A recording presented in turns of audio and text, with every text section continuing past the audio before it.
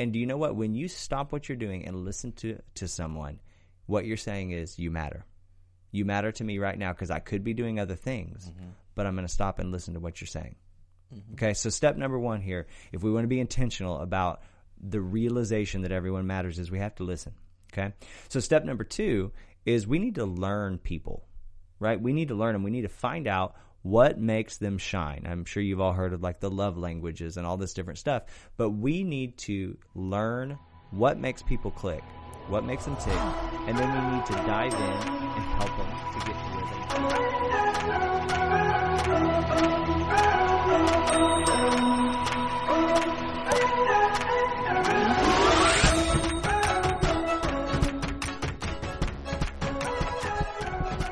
Welcome to the Teach Bigger podcast. I'm Chris Mosley.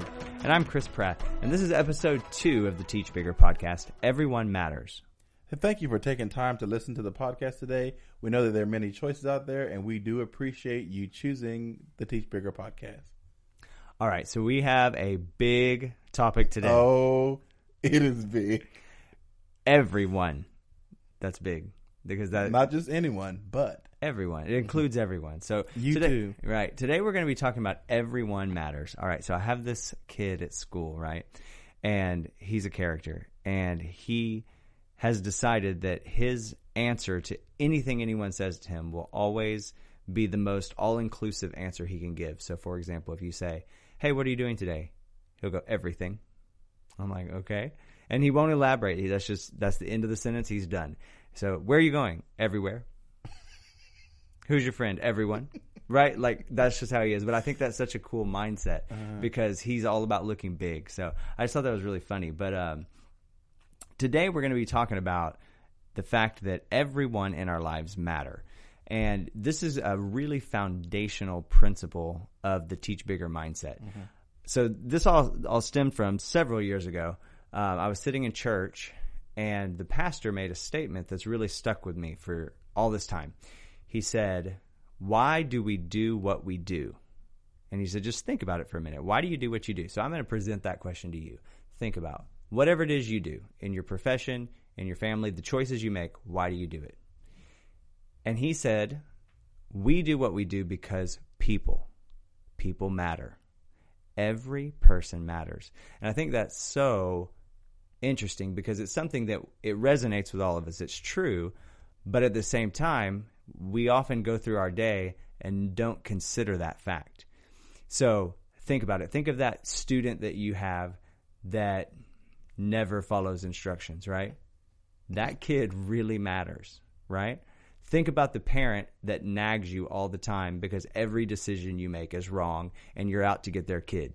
Right. That parent matters. Think about your coworker that, gets on your last nerve, but they matter, right? Think about your neighbor whose dog barks at 2 a.m. I know that dog matters. Right. Well, to that person, that dog matters. That's true. And to all the dog lovers out there, the dog matters. But that person matters, right? And so it's so easy to get so wrapped up in our own world and in what we're doing, we don't stop to realize the importance that people play in our lives. And so today we're going to be talking about that mindset and shaping our lives and our teaching and everything we do with that in mind. I want you to think for a second about your students and when they walk into your room. Maybe take yourself back to your very first day of school, okay? And I don't know, maybe your math teacher. Fun day that is. Yes, that is a fun day. And we'll probably spend a whole episode on that one time. All right. Think about if you teach math, if you teach science, if you're an electives teacher or, if you're in the corporate world, think about somebody new coming to join your team. And I want you to think about what kind of an identity they have when they walk in. A lot of times people who don't know your culture, they don't know your system, they come in with false identities, okay? I know for me, I was not a math person, right? So walking into any math class, basically from 6th through 12th grade, here was my identity. I'm bad at math. This is going to be a bad class, And it didn't have to be that way, but that was the way I thought about it. What are your bad identities, Mosley? Well, math had to be one of them. I don't think I thought about it. I just knew that, this is not a class that I know that I excel at. I just want to get it over with. So I wasn't really like that student that was trying to answer all the questions. I just wanted to make it through. So I guess I never thought about it then, but the way you put it was a really good way to think about it, though. Yeah. And it's funny because as teachers, we oftentimes have false identities of our students. Okay. Now check yourself on this. Like, how many times have you gotten a kid and the moment they walk in the classroom, by what they say or the way they act, you immediately decide what the rest of the year is going to look like for them, right? Or maybe I taught their little brother, this kid is going to be trouble right now from the time they walk in. Why? Because we have a wrong identity. So I want you to kind of think about that, because that goes contrary maybe to the idea of recognizing that everybody matters. And then sometimes, we're both band directors and we kind of work in that fine arts world. And sometimes the false identity works the other way.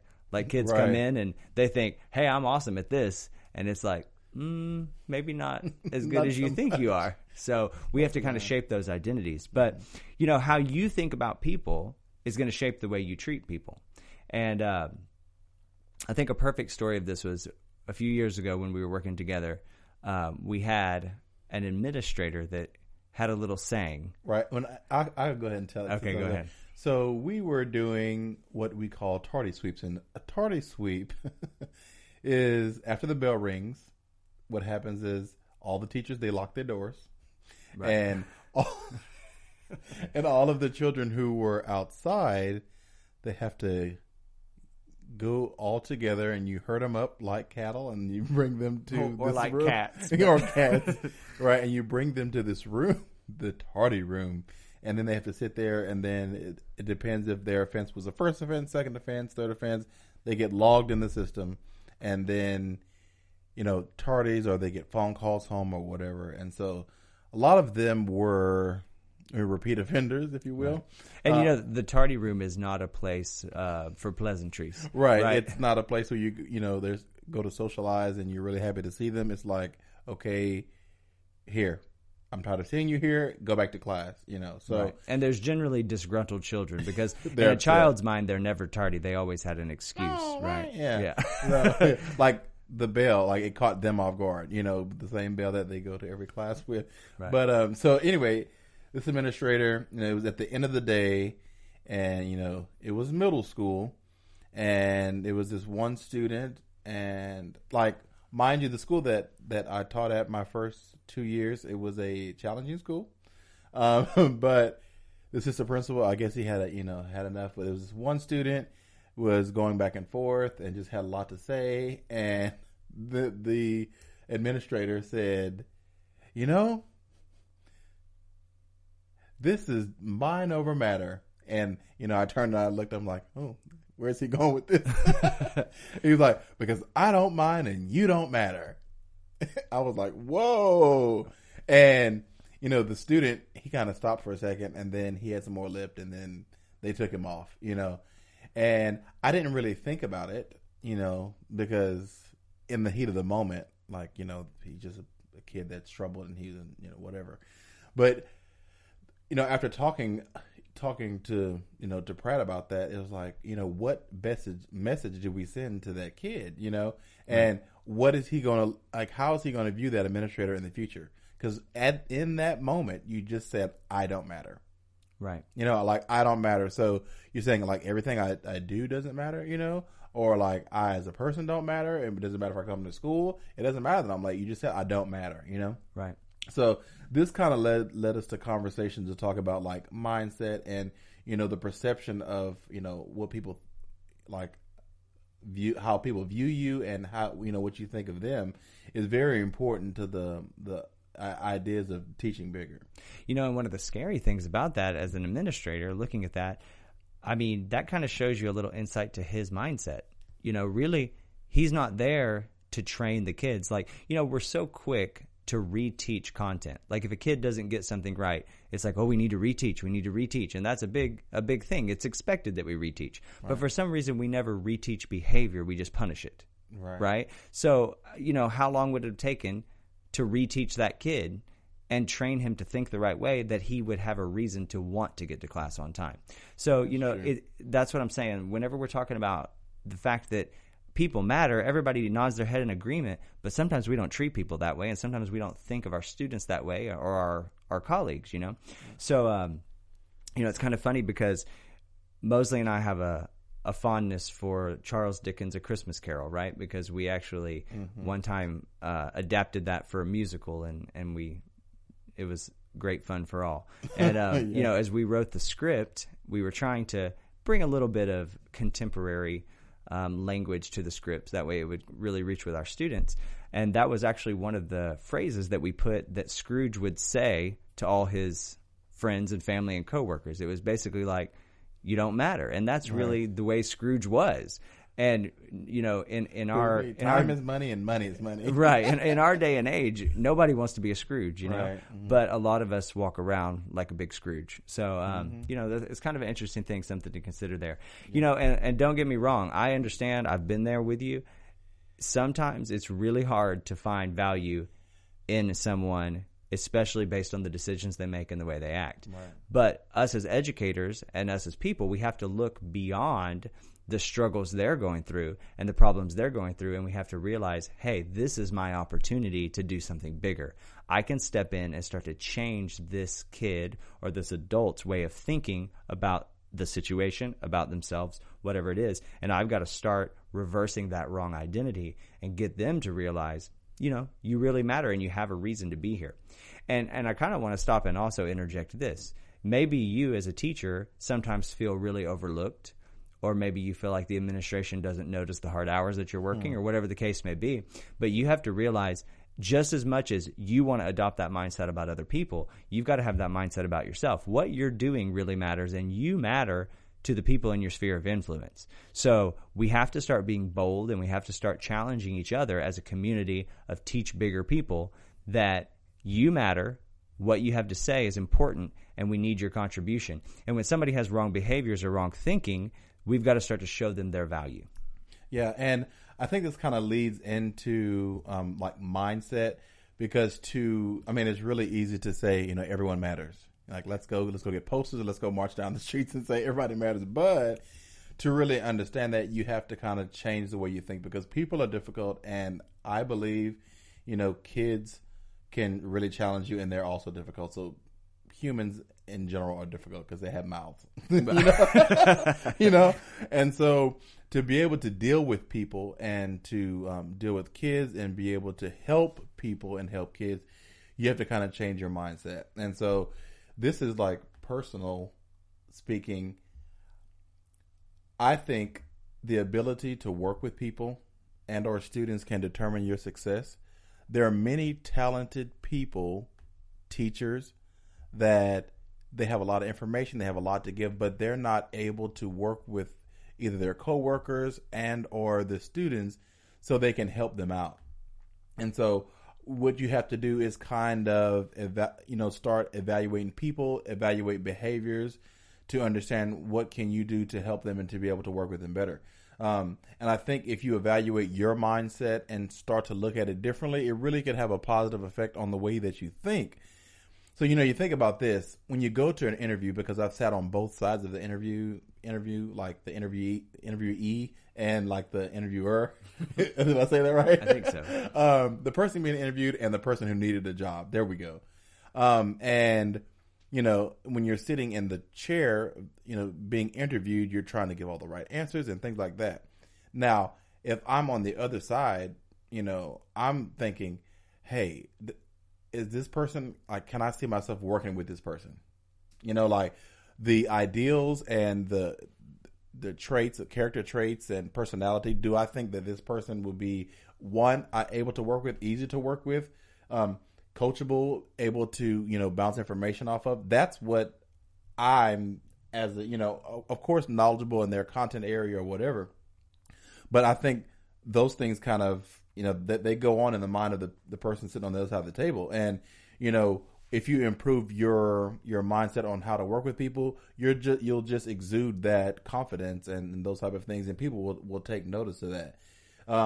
So mindset is important on that. Now, here's what I observed in the past. I think students, employees, or just people in general they will produce more and give more effort if they feel that they can trust the person, and they feel that you value them and you value, what they think, and, not just yourself.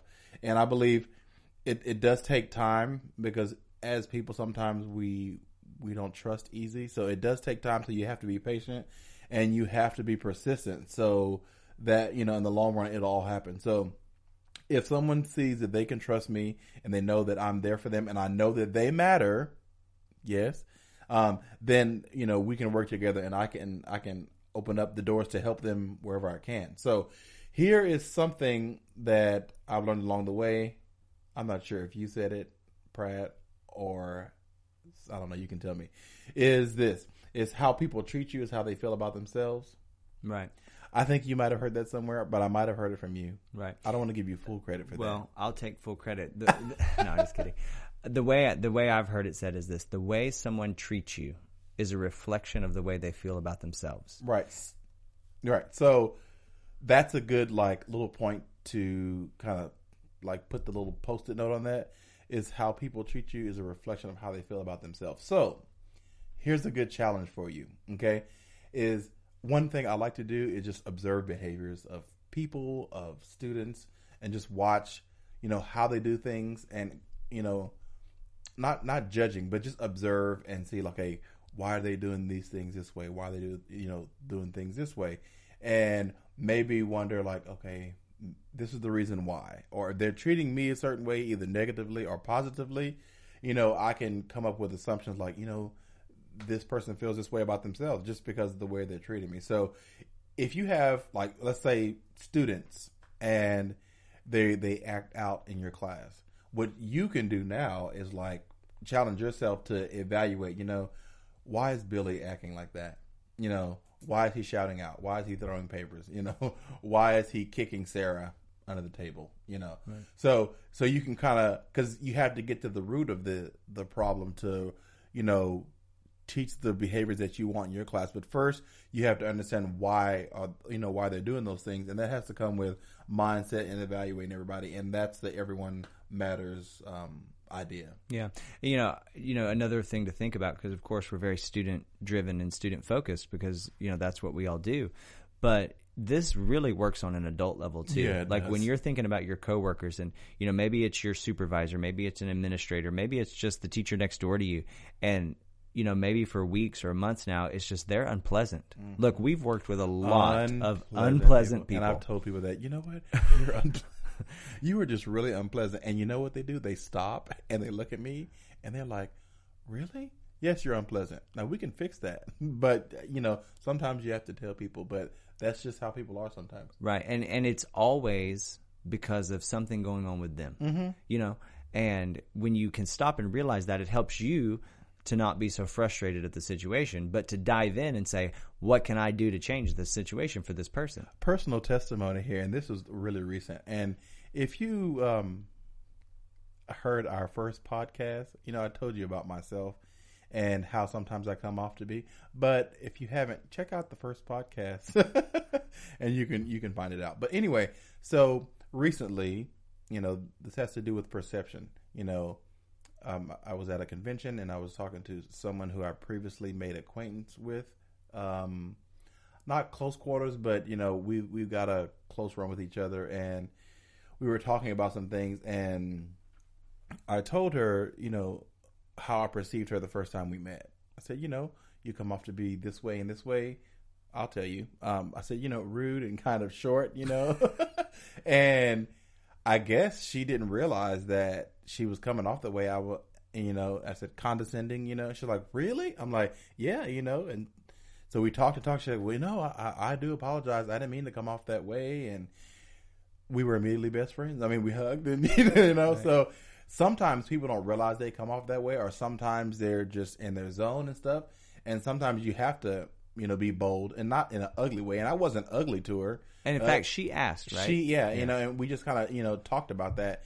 And then I just told her, point blank, and I wasn't ugly. I didn't raise my voice. And I said that, and she was like, oh, no. And I mean, from then on, we kind of started anew, so that just shows you sometimes people are not aware. And sometimes it's a good thing to have conversation with people to, kind of get to the bottom of things. And that will probably, improve relationships. So sometimes people are just too afraid to take that step and be bold and say, hey, right, you're not nice right now. Right. And, I think it's so interesting because, we all know the whole thing about, you remember the really bad things people say, but you tend to not think about the good things people have said. It's always easier to remember those negative comments and criticisms. That's why we're always as teachers, we try to start with something positive and then give a criticism and then end with something positive because the kids remember the positive better. I mean, the negative more, I'm sorry. And so, but here's, one thing that's kind of interesting about this is if you flip it, whenever someone's treating you poorly, you tend to think it's you. You go, well, what did I do? Why are they so mad at me? But if someone's treating you really great, you don't tend to go like, what have I done to make them so happy? Yeah, you true. don't think that way. Right. And it's true. And that goes to show you that it's true that people respond by who they are and how they feel.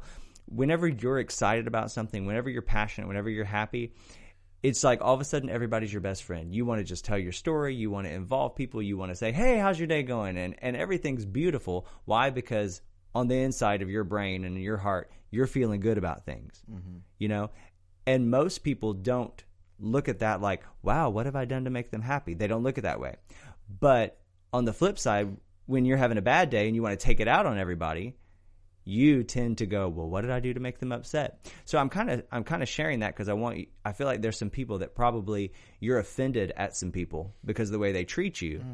And there's no need to be offended. You need to dive in and say, what can I do? Yeah, don't be offended. What can I do to help you? What can I do? And it's not about maybe becoming their best friend, but it's about learning how to work with people. And, as a teacher, as you get older, I think, we're in our classrooms.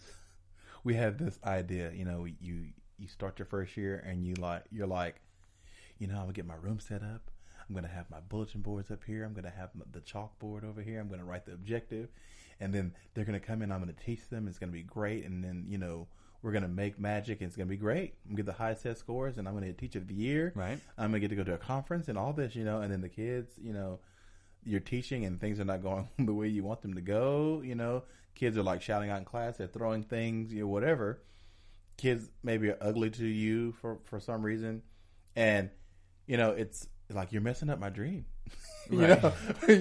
but, as you get older and you take it personal because, like I've worked hard to get this together and this is how it's supposed to be. But the older you get, and I think the more experience as a teacher you get, you start not to get personally upset and offended, and you start to realize different things are not aimed at you, and you start investigating the individuals, and then that's when things start to get better. So if there are new teachers out there, I would say, don't be offended if, a kid's acting up. You have to get to the root of the problem. If things are not going perfect, you have to sometimes like look in the mirror and say, hey, like, let me do this. And let me, get better with this tomorrow. My first couple of years teaching, I kind of saw it as like battleship, right? Like I was on this side, they were on that side. And if they did something, it was like, you're messing up my plan. Like I have to, counteract that. And if a kid came in like yelling or something, I'm like, no, I have to do something to make sure that he changes how he's acting because he's trying to sink my battleship and mess up my plan, right? But you can't get offended because that's why I think some new teachers, they get so discouraged because they have this idea of what their first couple of years are going to be like, and it's not like that, Right. So it takes some time to be able to, get your feet under you, teach where you're comfortable and not how somebody else teaches, and, start moving forward and improving on content and your delivery and stuff like that. So, I would just say, don't be offended, don't wear your feelings on your shoulder and just keep focusing on the people and how to make connections with them and how to, deliver information great to them. And I think things are going to continue to get better. Right. Okay, so here it goes. If you want to teach bigger, right, the first foundational principle you have to have is... The first one, so we need to write this down. Right, write it down. Right, get out your pencils. Get your pencils. Okay. Everyone matters. You have to adopt that mindset. If you feel that someone in your sphere of influence doesn't matter, you're not going to be effective, right? How can you teach bigger if you consider everyone else small? You have to start. That one was pretty. That was good, wasn't it? Right. Okay, look. Say that again. How can you I'm gonna teach? write that one down. Please. How can you teach bigger if you consider everyone around you small? That's good. Because it's the people around you that you're going to support and they're going to support that we see big things happening, right? Especially in a school system. You know, look, teaching is the scariest job in the world because your success rides or fails on 7-year-olds. Right, and so that's what I was thinking too, because much of our success is the success of students. Right. You know, so if you're not teaching big, then your students will not demonstrate that. So that's a really good thing to look at. Absolutely. Okay, so here it is.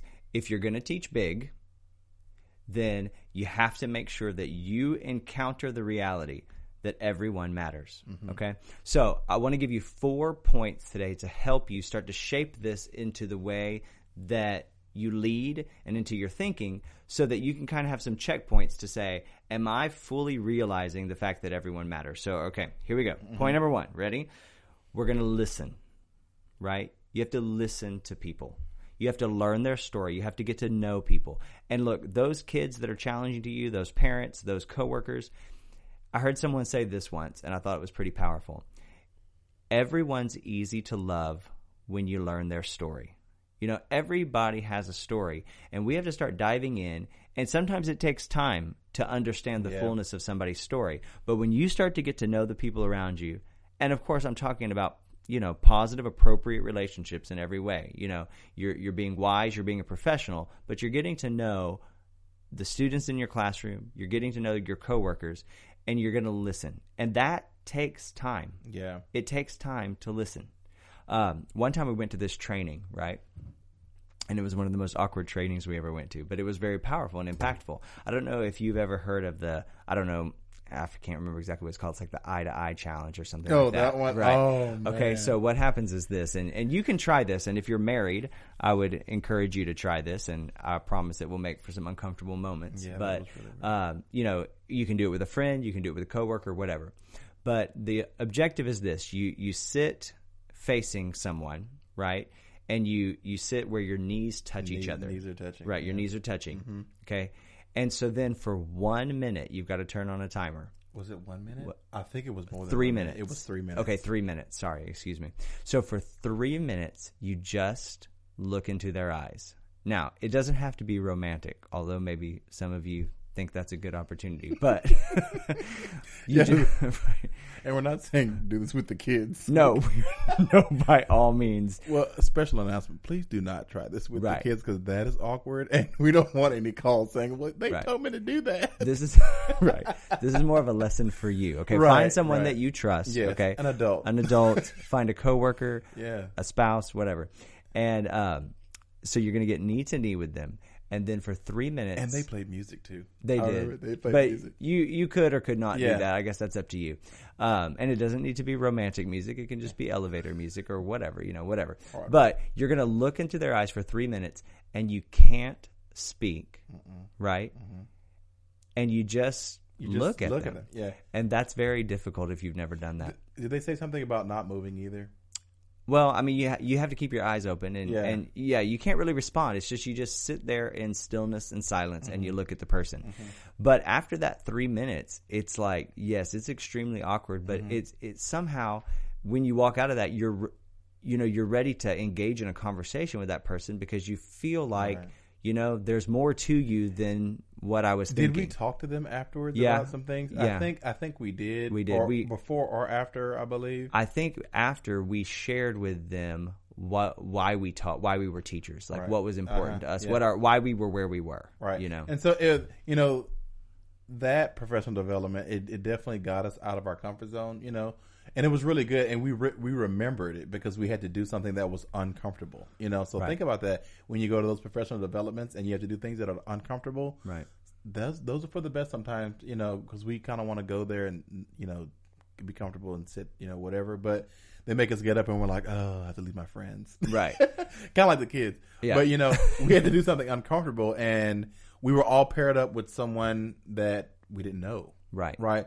And so I kid you not, the teacher that I was paired with the entire year, she taught a different content area.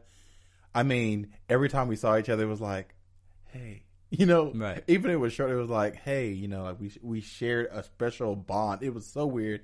I can't even describe it, but we stayed, like in contact the whole year. And it was just, if we would just say something briefly, it was like, we had that time where it was like unfiltered, unscripted, just like vulnerability. It was, and the entire year, I swear we had a connection. Right.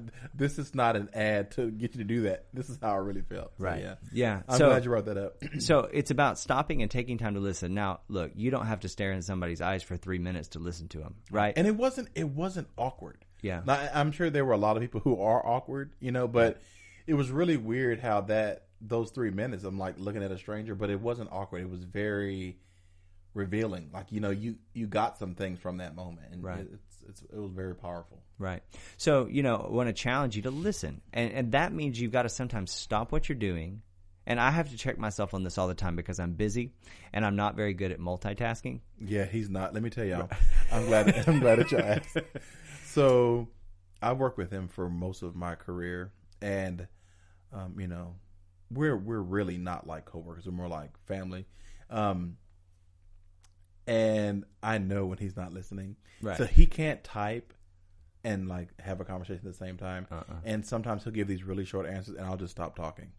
Right. Because I know he's not paying attention. So anyway, he can't multitask, but anyway. But it's very true. It doesn't make him a bad person. Right. And so sometimes I have to literally stop what I'm doing, put it down, and I have to look at the person who's talking to me. And usually I say, hey, stop. Right. Look at me. Okay, there you go. But, even with our students, we're also busy, and it's so easy to be, flipping through papers or whatever when a kid's asking you a question. But you have to kind of stop and listen to the kid. Mm-hmm. And do you know what? When you stop what you're doing and listen to someone, what you're saying is, you matter. You matter to me right now because I could be doing other things, but I'm going to stop and listen to what you're saying. Mm-hmm. Okay, so step number 1 here, if we want to be intentional about the realization that everyone matters, is we have to listen. Okay, so step number 2 is we need to learn people, right? We need to learn them. We need to find out what makes them shine. I'm sure you've all heard of like the love languages and all this different stuff, but we need to learn what makes people click, what makes them tick, and then we need to dive in and help them to get to where they need to be. Yeah. Okay, so I sat in, we were interviewing once Mosley left, we were interviewing for his job replacement. Okay. And it's really hard to find somebody. It was actually really easy, but no, I'm just kidding. So it was very interesting because there was someone that sat in on the interview, and we ended up not hiring this person, not because they weren't great, but it just wasn't necessarily the perfect fit for what we were looking for. But this interview was impactful because they said something to me that no one else has ever said, and I thought it really said a lot about their character and about the mindset they have. We asked, what do you think your role is as an assistant director in team teaching? Okay. Mm-hmm. And this person's response kind of took me back because it was the perfect response. I've just never heard it this way. Mm-hmm. And this person said this, well, my job is to make whoever is in front look amazing.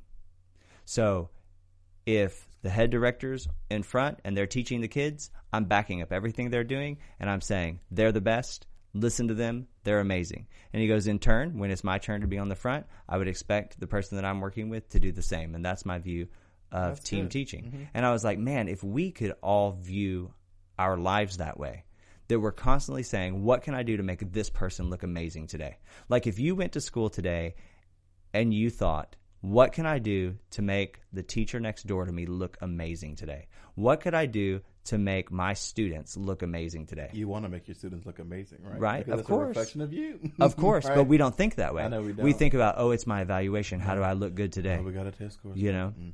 Exactly. Administrators, what are you doing today when you get to school to make your staff look amazing? That's good. You know what I'm saying? So it's about learning people, find out what makes them tick, and then help them to thrive on that. Mm-hmm. Okay? That takes time. All right. So then it takes us to number 3, which is the follow-up to that, right? We're going to look for opportunities to help someone else do something big, right? Everyone you know has some kind of thought, some kind of dream, some kind of project they're currently working on. So what can you do to dive in and make them look good and to help them accomplish their goals? See, we're so quick to focus on what we need. I got to get this done today. I need this. I need to do that. Instead of taking a second, listening to the people around us, knowing how they operate, and saying, what can I do to help you to get to your goals today? Mm-hmm. You know, and that's the way we need to be with our kids. Because in all these steps, do you know what we're doing? We're showing them you really matter to me. And you're building those relationships, and they're positive, and they're appropriate. And at the end, the people around us are going to do the same for us. Mm-hmm. Okay? So we've got listening to people. We're learning people. We're looking for opportunities. And the last thing is this, and I think this is the hardest one. We have to learn to linger. Linger, right? Say that. Okay. Linger. So what does that mean? That means this. You got to spend extra time with people. And look, when you're a teacher and you have 100 to 200 kids. In 10-minute lunches. Right. Spending extra time with those students is hard. Right? Spending extra time with the parents, with your coworkers, spending time with your family can be a challenge. Why? Because our lives are full of things. We're busy. Bells and but I'll tell you, you've all heard the saying, like no one cares how much you know until they know how much you care. Right. And this is something that I say a lot. Right. And this is not something that I came up with. I've heard it many, many times, but it is definitely a practice of mine. I've had to go into new band programs and get to learn kids. And the thing about band programs is, they've been functioning, and you have to learn 100 to 200 kids, and you have to give them information.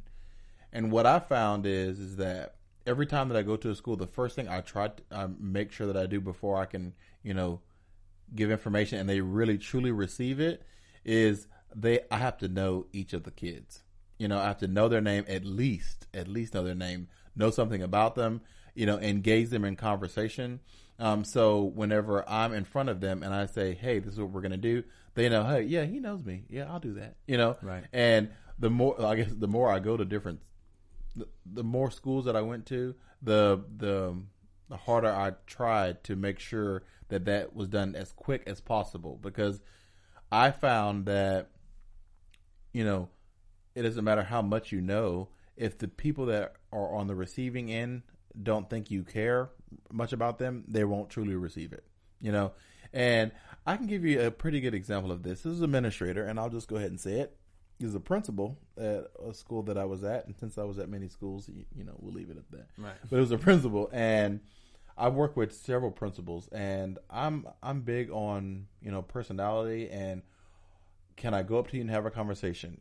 Are you engaging to your staff? And this specific principal was not like that at all. Like during our staff developments, he wouldn't even really look at the staff, and it was very short. Not, wouldn't have a conversation with you on the side, and it really had an effect on the school, and it had an effect on even me on performing my job, because I didn't really feel valued at that school, and I felt like, I'm doing all this, and this is not being, the things that I'm doing here are not valued. So why am I working as hard as I'm working? And I was a younger teacher, but at the same time, if it would have been a different situation if my principal was somebody who I respected and I knew that valued me as a person and that valued the things that I was doing, that would totally, I ended up leaving that school. That would have totally changed my, my decision on leaving, because I would have stayed there. And, I'm a loyalist. I stay with people that that I know, just because that's how I am. I would have stayed there way longer than I did. But just because of that specific principle, I knew, well, he didn't really care, we don't even have conversations. So why am I going to sit here and, be in a place that I don't feel like I'm valued? And that's the truth. Right. And it comes back to, it's hard because it takes time. I really feel like that every student that you teach should feel like that you want to spend a moment of your day with them. And I realize that in reality, you're not going to every day. but they should feel like you would want to. Yeah. You know, and it's about taking the extra time. And I'm not saying you have to spend a 30-minute conference with every student every week. That's not what it's about. Sometimes it's about looking at that kid and say, hey, how you doing today? You know, and then that's that lingering moment that they needed. Saying their name. Right. And it's interesting because, like, if you were to come to to where I work and come into my office, it's a very interesting atmosphere because in my office, you know, it's gone through several phases, but at this phase, what it is I have our workstation, but when you first walk into my office, it's a lounging area. I've got a couch, a chair, comfortable pillows, whatever. Why? So we can take naps. No, we never take naps. The reason is because it's a place where kids want to hang out. And trust me, there are times when I don't want them in there. Right. And it's like, get out. I've got to get work done. Out many kids. But you know what? Every kid in my band hall knows they can come and talk to me and sit on the couch when they need to. Right. And, you know, most of them, they don't come very often. You know, Right, some of that's them true. come every day just to Right. see what's going on.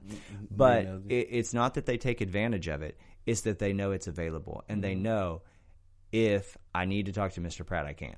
And some of them just want to feel like they have that connection, you know, with you and can have a conversation outside of music or, you know, whatever, just to see that you're real. Right. Because I noticed this about high school kids.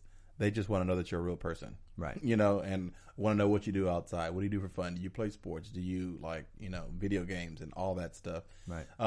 So most of the kids, they just want to see your, you know, what you're like outside of the school day.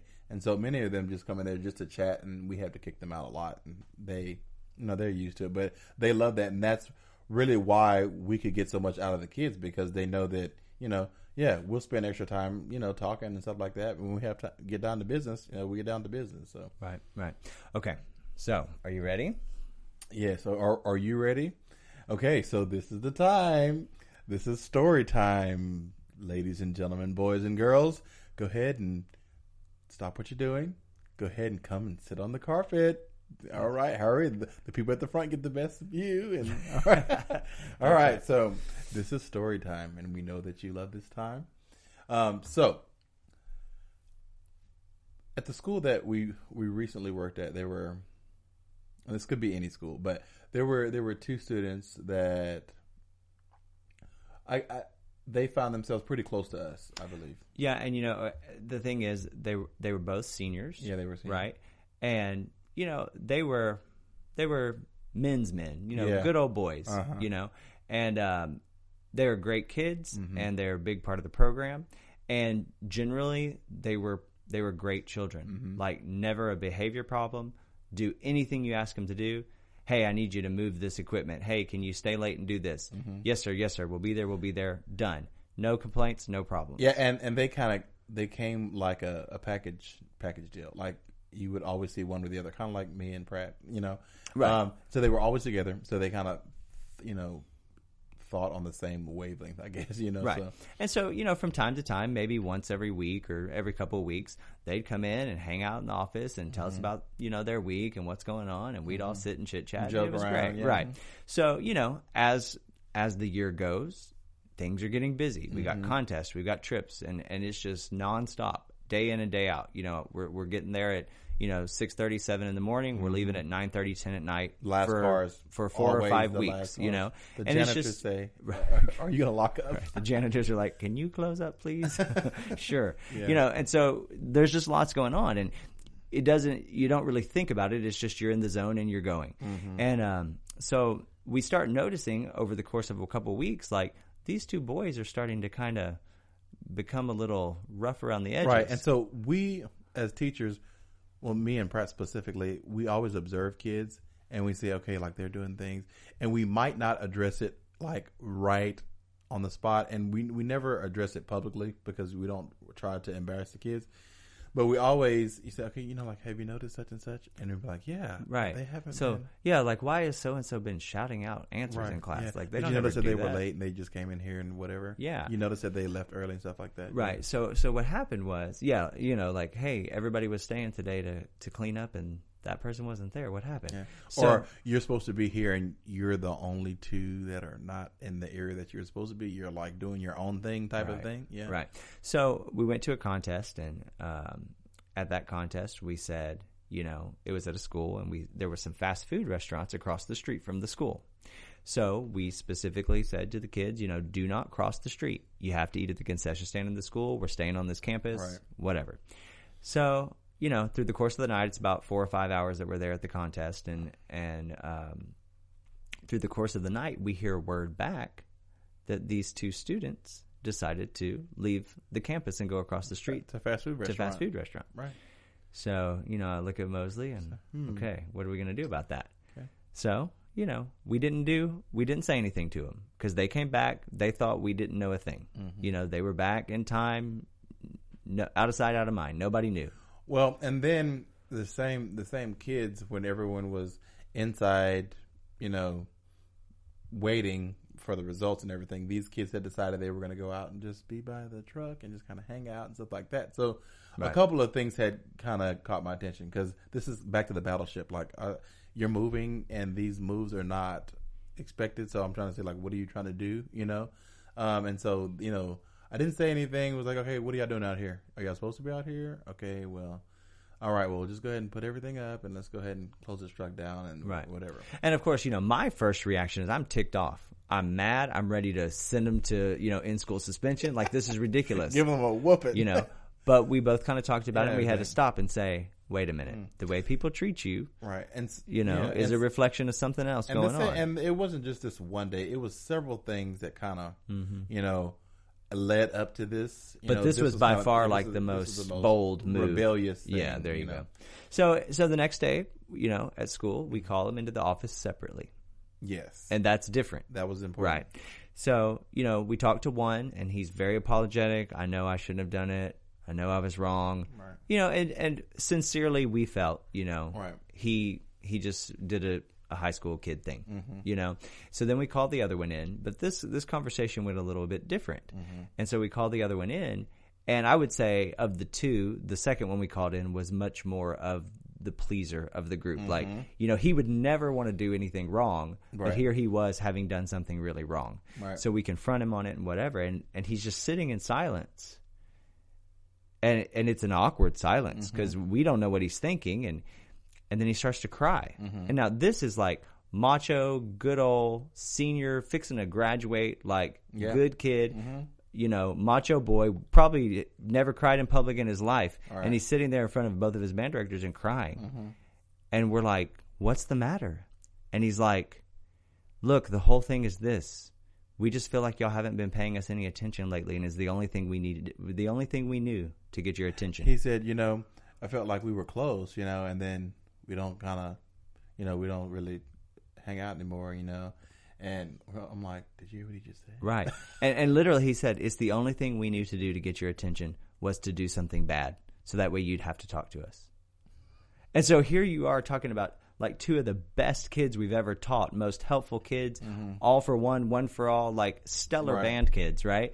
And they're saying, we started to act bad because we just wanted your attention. And then he also said that he doesn't like to disappoint, and he realized that he disappointed us, right? And so that's what got him too, right? So we kind of reflected from that, and that was such a huge learning piece for us because we realized it wasn't a personal thing. We didn't even think about it. We've just been super busy, right? But to those kids, that meant so much because they missed our lingering. Mm-hmm. They're used to us lingering, and we had stopped. And they took it personally, So I don't know. I think that's a powerful story because for one, and especially for you high school teachers, look, they're really elementary school kids in big bodies. They really are. Right? They still think like kids, and they're still, and maybe some adults are kind of like, oh, that's how I think too. You know, that's okay because we're people. It's okay. I work with college, and it's the same thing. Right. So there's a lot that we can learn from that. So, we need to be intentional about creating this mindset in ourselves that everybody matters. We want to do things big. We want to teach big, but we have to realize that the people around us are big too. And so we want to kind of leave you with this challenge today. We talked about 4 different steps. You can listen, right? There's the idea of learning people. There's looking for opportunities to make other people shine and do big things. And then there's just the lingering aspect. Just spend a little more time than you normally would, okay? So we want to challenge you this week to choose one of those things and be intentional about it and see how it starts to shape your relationships. Yeah. See how it starts to change the way the kids view your class and the identity they have about themselves or about you. Yeah. And, you know, observe people, observe the way they're doing things and their actions, and let that, you know, just kind of make you aware of people, you know, just how they do things, why they're doing things, and aware of your mindset and how you're challenging and pushing yourself. And that's going to help push you to the next level. And, you know, it's not a quick fix. It's something that you're going to have to work day in and day out. And you're going to have to challenge yourself, because it's a really challenging thing to have to deal with people, you know, and it sounds really good when you sit and talk about it, like with somebody who's on the same wavelength. But when you're having to deal with it in real time, it's not easy. So remember to be patient, okay? And sometimes you have to step back. Don't get offended by anything. And if you remember the principle that everyone matters and your mindset is important in the development of people, I think you're going to really be able to grow in this. So yeah. And look, for some of us, this is way out of our character. This isn't, we don't think this way. It's out of our comfort zone, but that's okay. Step out, try it, and the more you practice it, it's a skill. Yeah. And the more you practice it, the easier it's going to get for you. So that's all the time we have for today. Yeah. So it's been great talking with you. Thank you. And so, you know, as always, remember, go do something big.